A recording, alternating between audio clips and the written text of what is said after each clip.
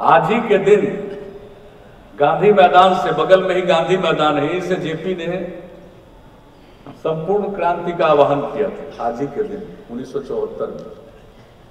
और संपूर्ण क्रांति का मतलब क्या है? लोग पूछते थे कि संपूर्ण क्रांति का क्या मतलब, तो इसी गांधी मैदान में जेपी ने 1974 में भी एक अन्य भाषण में कहा कि जो लोहिया जी की सप्त क्रांति है वही संपूर्ण क्रांति, समाज में हर प्रकार से बदलाव लाओ। और इसलिए हम लोग इस क्षेत्र में ही काम करते हैं।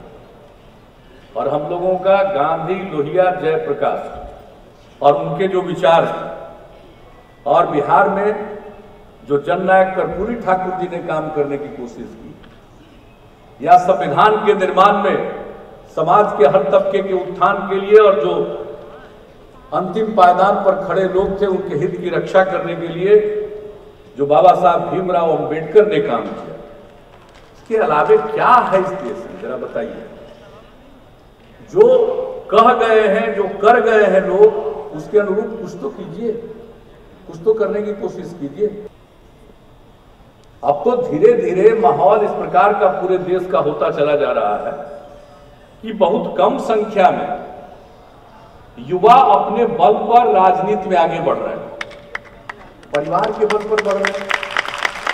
तो क्या मतलब है, इससे क्या होना है? हम लोग अगर छात्र जीवन से राजनीति में आए, युवा आंदोलन में सक्रिय योगदान दिया, तो आज जो करने की प्रेरणा है उसी छात्र आंदोलन और उसी युवा आंदोलन के दौरान में जो हम लोगों ने सारी बातों को समझा और सीखा, वही हमारे लिए प्रेरक है। तो अगर आज नई पीढ़ी के लोग अपने बलबूते पर समाज की सेवा का संकल्प लेकर अगर राजनीति में नहीं आएंगे, तो फिर राजनीति इस प्रकार से कुंठित हो जा रही है जिसका कोई ठिकाना नहीं है, किस गर्त में जाने वाला। जो आंदोलन चलाकर संपूर्ण क्रांति का नारा दिया जेपी ने, उसकी शुरुआत कहां से हुई थी? भ्रष्टाचार के खिलाफ हो रही थी। तो हम लोगों की प्रतिबद्धता तो है, और समाज में प्रेम का, शांति का, सद्भावना का माहौल होना चाहिए, कानून का राज रहना चाहिए, लोगों को कानून का पालन करना चाहिए। लेकिन आज देख रहे हैं कितनी अवहेलनाएं हो रही, कितने उल्लंघन हो रहे हैं, और तब भी लोग क्या क्या बोलते रहते हैं। तो इसलिए राजनीति तो बिल्कुल जो उसकी सही धारा है उससे भटक चुकी है। इसलिए मुझे तो लगता है कि जब तक युवाओं के बीच में, छात्र छात्राओं के बीच में फिर से कोई नई, एक जिसको कह सकते हैं कि नया अभियान नहीं शुरू होगा, और अभियान से भी ज्यादा एक नया आंदोलन नहीं शुरू होगा, तो कौन लोग आएंगे राजनीति में? कैसे लोग राजनीति में आएंगे? और होना क्या है, क्या कर पाएंगे?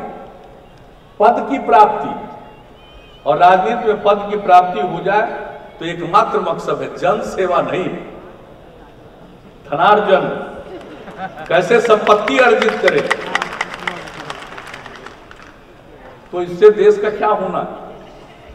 वैसे तो हम देख रहे हैं आज के दौर में हर जगह एक कटुता का, एक तनाव का, एक टकराव का माहौल पैदा हो गया।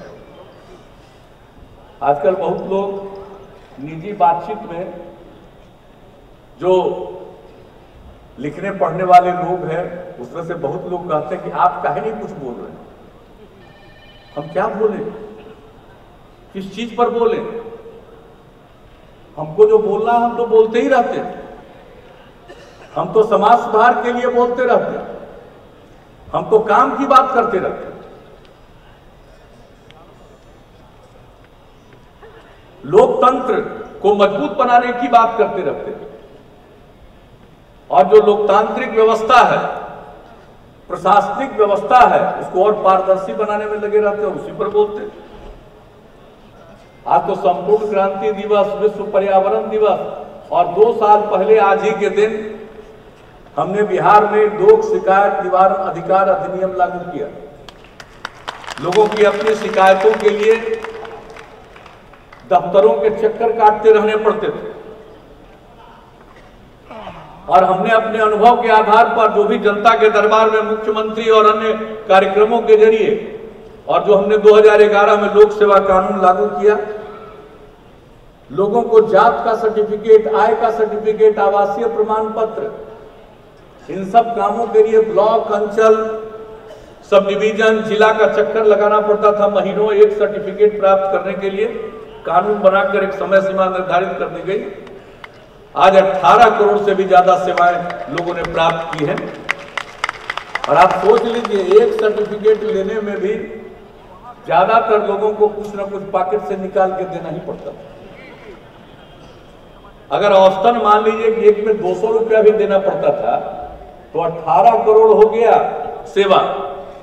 तो 18 करोड़ में 200 से गुना कर दीजिए, तो कम से कम लोगों का 3600 करोड़ तो आराम से बचा ना जी। लोक सेवा कानून बना करके इस प्रकार से काम हुआ है और लोगों को कोई कष्ट नहीं, और ये काम हुआ तो हमने फिर 2015 में लोक शिकायत निवारण अधिकार कानून बनाया और उसको लागू किया 2016 के 5 जून से।